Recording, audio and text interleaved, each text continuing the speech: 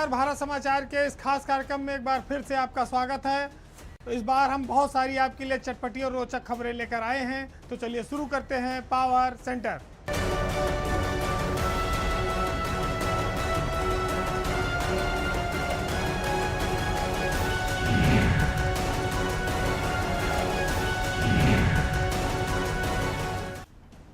पूरे देश में एक मुहावरा मशहूर है कि लौट के बुद्धू घर को आए, लेकिन जब कोई घर लौट आए तब ये कहावत उस पर चरितार्थ होगी।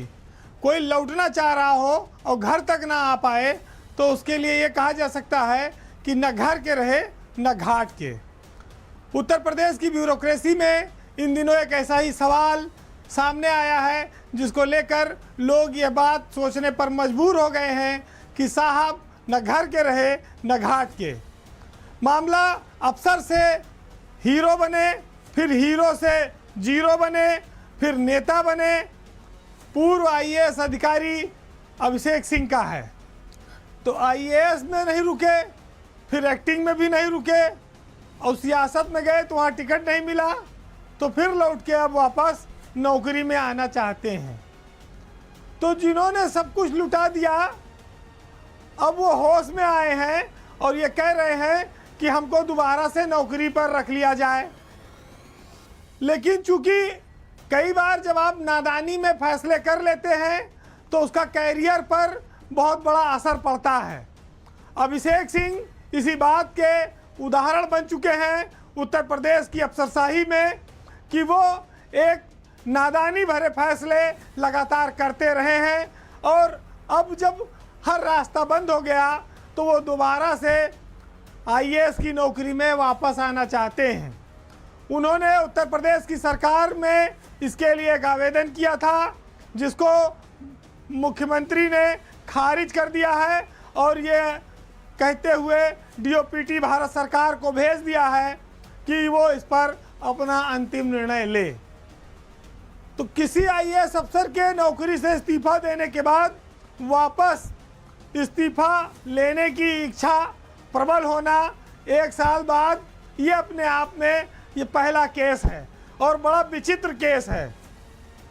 तो ये केस ये भी दर्शाता है कि अभिषेक सिंह आईएएस जैसी नौकरी की कदर नहीं कर पाए और वो भटकते रहे, फिल्मों में ग्लैमर में भी रहे, उन्होंने वहाँ नाम भी कमाया लेकिन वो वहाँ टिके नहीं।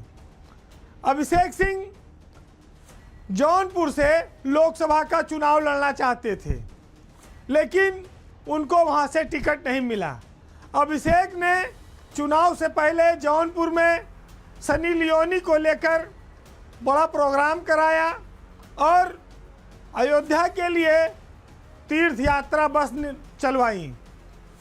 उनके इस काम से ये उम्मीद थी कि उनकी दिल्ली में कोई सेटिंग हो गई होगी और उनको लोकसभा का टिकट मिल जाएगा, लेकिन टिकट मिल गया कृपा शंकर सिंह को बीजेपी का। चुनाव तक तो वो चुप थे लेकिन इसी बीच उन्होंने आवेदन किया सरकार से कि वो नौकरी में वापस आना चाहते हैं।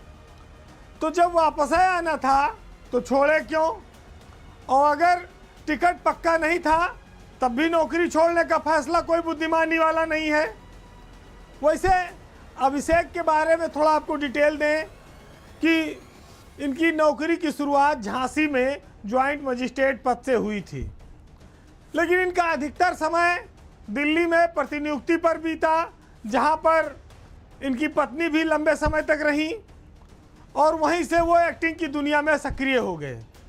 2020 से उनके कई गाने निकले, एल्बम निकले, वो काफ़ी लोकप्रिय भी रहे, लेकिन वो चर्चित फिर तब हुए जब 2022 के गुजरात के विधानसभा चुनाव में उनको प्रेक्षक बनाया गया और वहां पर उनकी एक फ़ोटो वायरल हुई प्रेक्षक के रूप में जो बहुत विवादों में आ गई।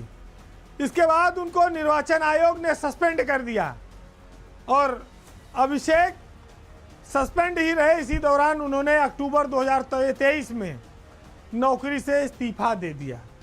वैसे अभिषेक ने इसको नौकरी को खेल तमाशा बना दिया। जो नौकरी कितने कठिनाइयों के बाद, कितनी कंपटीशन के बाद मिलती है, तमाम इस देश के युवाओं के जीवन का सपना है उसको अभिषेक ने एक झटके में पता नहीं किस उद्देश्य के लिए छोड़ दिया था। हालांकि उनके लिए इतना संतोषजनक जरूर है कि उनकी बीवी भी आईएएस अफसर हैं, वो इस समय बांदा की कलेक्टर हैं, दुर्गा शक्ति नागपाल। अब ये देखना होगा कि गर्दिश में जो सितारे हैं वो उभरते हैं या अब कोई तीसरे के बाद चौथा काम अभिषेक सिंह को अपनाना पड़ेगा।